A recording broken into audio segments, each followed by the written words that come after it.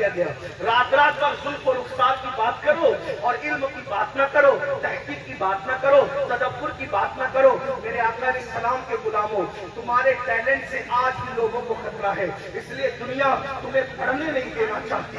ہمارے نوجوانوں کو پہلی بات تو تعلیم اتنی مہنگی کر دی گئی ہے, اسکول کالجز تک پہنچ نہیں پاتے, اور جو پہنچتے بھی ہیں تو ایسی سازشیں کی جاتی ہے.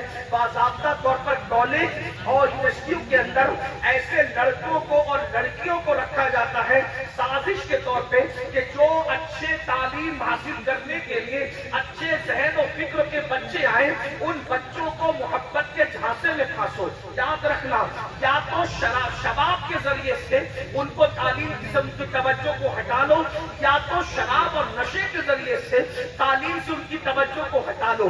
کیا ہو رہا ہے آج ہمارے بچوں کو پڑھنے نہیں دیا جا رہا ہے. جو بچے پڑھنے جاتے ہیں یا تو حسن کا شکار ہو جاتے ہیں یا تو نشے کا شکار ہو جاتے ہیں. سلطان صلاح الدین ایوبی نے کہا تھا, کسی بھی قوم کو تباہ کرنے کے لیے میزائل اور ہتھیار سے زیادہ اگر خطرناک کوئی چیز ہے تو وہ شراب اور شباب ہے. اگر کسی قوم کو شراب اور شباب میں مبتلا کر دیا جائے تو پھر اس قوم کو مارنے کے لیے ہتھیاروں کی ضرورت نہیں رہتی. افسوس, آج میری قوم کو کیا ہو گیا, پہلی بات تو بچے پڑھتے نہیں, اور جو بچے پڑھنے جاتے ہیں یا تو وہ کسی کی محبت کا شکار ہو جاتے ہیں یا تو وہ نشے کا شکار ہو جاتے ہیں. اے میری قوم کے جوانوں, خدا کے لیے اپنے حال پر رحم کرو.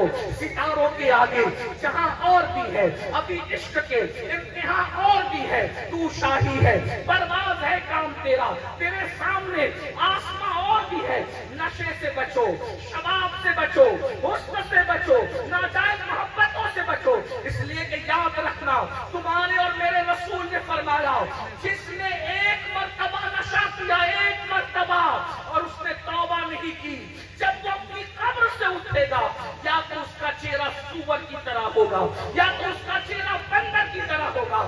اے قوم مسلم کے جوانوں, اپنے آپ کو سنبھالو. دنیا نے سازش کے طور پر تمہارے درمیان ڈرگ کا نشہ, ہیروئن کا نشہ, گولیوں کا نشہ, شراب کا نشہ, الگ الگ نشے کو پرموٹ کرنا شروع کیا ہے. اور آپ جانتے ہیں کووڈ کے بعد سے تعلیمی معاملے میں اور گراوٹ آئی ہے, کیونکہ میں خود بھی ایک میڈیم انگلش اسکول کا چیئرمین ہوں اور جونیئر کالج کا بھی چیئرمین ہوں الحمدللہ. حالانکہ اس اعتبار سے ہم اپنا تعارف کبھی کرانا پسند نہیں کرتے. ہمارا تعارف یہ ہے, اللہ اکبر, صدق و صفا, کشت بیچارہ جامی, غلام غلامان آل محمد. ہم نے خود اسکول قائم کیا ہے الحمدللہ. سنی دعوت اسلامی کے 15 سے زائد اسکول میڈیم انگلش اسکول چل رہے ہیں.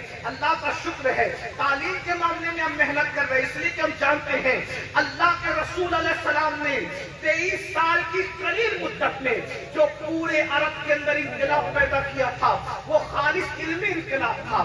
نماز کا حکم آنے سے پہلے, روزے کا حکم آنے سے پہلے, زکات کا حکم آنے سے پہلے, صلہ رحمی کا حکم آنے سے پہلے سب سے پہلے جو آیت نازل ہوئی ہے وہ کون سی ہے؟ اقرا بسم ربک الذی خلق, خلق الانسان من علق. یہ آیت مبارکہ پڑھنے سے تعلق ہے. پڑھو اپنے رب کے نام سے. میرے بھائیو, دینی تعلیم بھی پڑھو, اور جسے لوگ دنیاوی تعلیم کہتے ہیں, ہم تو دینی اور دنیاوی تعلیم میں فرق نہیں کرتے. ہر علم قرآن سے نکلا ہے, ہر علم کے سوتے قرآن سے پھوٹتے ہیں, ہر علم کا سرچشمہ قرآن ہے. لیکن لوگوں نے تفریق کر دی, اگر ہے تو ٹھیک ہے, لوگوں نے تفریق کی ہے تو سن لیں. دینی تعلیم بھی حاصل کرو اور دنیاوی تعلیم بھی حاصل کرو, اور دینی تعلیم بھی اپنے بچوں کو دو اور دنیاوی تعلیم بھی دو. کتنی دنیاوی تعلیم اتنی دو کہ گریجویٹ سے کم کوئی بچہ یا بچی نہیں رہنے پائے, اور دینی تعلیم اتنی ہونی چاہیے کہ گھر میں بچہ پیدا ہو تو اذان ہم خود ہی دیں, اور کسی کا انتقال ہو جائے تو جنازہ بھی ہم خود ہی پڑھائیں. ہمیں کسی مؤذن کی ضرورت نہ ہو, ہمیں کسی امام کی ضرورت نہ ہو, خود کفیل بنو. مگر حالات علمی گراوٹ کے یہ ہے, ہم اتنا علموں سے دور ہو چکے ہیں کہ دینی علم کی گراوٹ کا حال یہ ہے, اللہ اکبر, کہ گھر میں بچہ پیدا ہوتا ہے تو بھی کہتے بلاؤ مولانا کو, بلاؤ مؤذن کو, بلاؤ پیر صاحب کو. کیوں؟ گھر میں بچہ پیدا ہوا تو اذان دینے کی اوقات نہیں ہے, اور باپ مر جائے تو نماز جنازہ نماز پڑھنا نہیں آتی، کیسے مسلمان ہو؟ اللہ اکبر. ایک وقت وہ تھا